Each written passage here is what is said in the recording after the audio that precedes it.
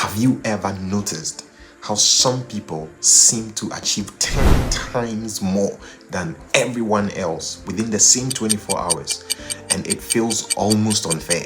While others are grinding endlessly, they glide, they just move smoothly, building momentum like a snowball that is rolling downhill.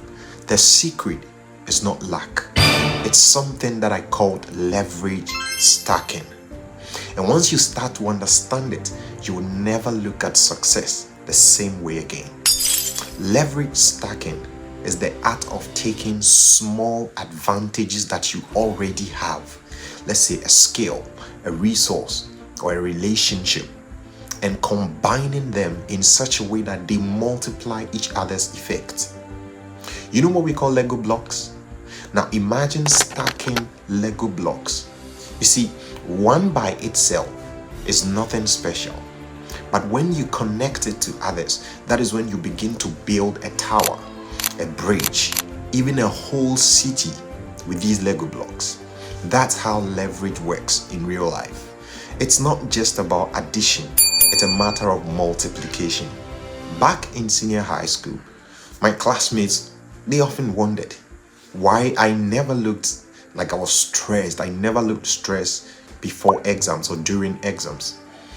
They would usually stay up all night cramming and learning all the hard work, doing all of those stuff because they wanted to pass their exams. But there was something I was doing. I split my time between reading and assisting others, and sometimes sleeping. And yet, when results came out, I was always among the top 2. How did I do it? I'll tell you. I didn't just study for myself. I read my notes, then I taught that to a few friends, and then these people explained the same concepts to their study groups. And so by the time we are sitting for exams, half of the entire school are writing my words, even the examples that I have given. But I'm smart, so I don't write exactly what I have taught them. Doesn't mean I taught them the wrong things. But yes, what I have taught begins to multiply. You get it? What had happened, my single study session had multiplied across dozens of people. At the same time, I didn't know that what I was doing back then was called leverage stacking until later in life. So, how can you apply this same principle in your life, in your business, or your career? Let me break it down into 4 steps, what I call the ICAT framework. Now, step 1 is this: identify your levers. In science class, you learned about simple machines, and one of the simple machines you learned about is the lever. And a lever has an effort, it has a pivot, and then there is a load. Right? Now, look at your levers. It could be your skills, the resources, the connections, the assets that you already control. Sometimes maybe it's public speaking, writing, you know how to code, you know how to design, all the associations, the relations you have. Pick a pen and a diary. Write down every one of them that applies to you. And then put them into categories. Connection. And that connection, who are the people in your contact list that are influential? Write their names. Skill, what skills do you have? Do you know how to write? Do you know how to speak? What assets do you have? Is it crypto? What is it? What resource? What knowledge do you have? Put everything down. Now, when you have these things, recognize that these are cash generating assets that you have. It can even be your reputation or your credibility. That is step 1. Now, step 2, combine them intentionally. Don't just combine them anyhow. Combine them with intention, with purpose in mind. You see, don't let your talents sit in separate corners. Connect them. For example, combine your writing with social media. Don't just write in books and leave it there. Combine it with social media. Now use that to create a blog, right? Then that blog begins to build an audience. Use that to build an audience that have interest in what you do. If you're able to get the right audience, that will become a cash flow for you. It doesn't happen in a day, but it's something you can facilitate. You can use a catalyst to speed up the rate at which it happens. For instance, John Obidi usually says that there are no shortcuts in life. However, there are faster vehicles. Maybe you just don't know how to approach this whole thing.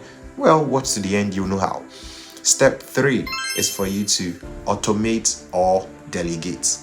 You are either automating or delegating. You see, anything that can run without you is a permanent lever. Think of email marketing, scheduling tools, or training others to carry your message.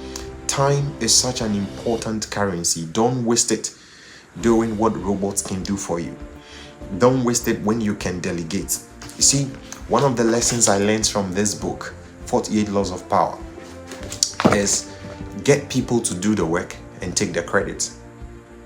Build systems that will save you time. Time is a useful currency. You don't have a lot of it. And use that time for something else. Now, there's a book called The 4-Hour Work Week. It will do you great joy if you should study that book. Step 4 is for you to think in multiplication, not addition. Leverage stacking is not about adding up. It's about multiplying your effects. You see, don't settle for 1 + 1 = 2. No, you not go anywhere. Design your levers so that one boosts the other.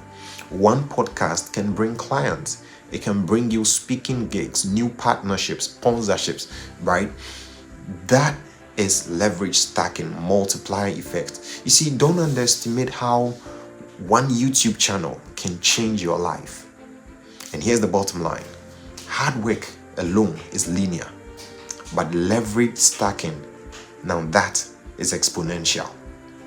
It's the difference between pushing a cart uphill by yourself and building an engine that drives itself forward. So here's my challenge to you. What is one lever that you already have? Whether it's a skill, a resource, or a connection, something that you can stack with another to multiply your results. Drop it in the comments, because the people who win in this era, they are not those doing the most. They are the ones stacking the smartest. I'm out.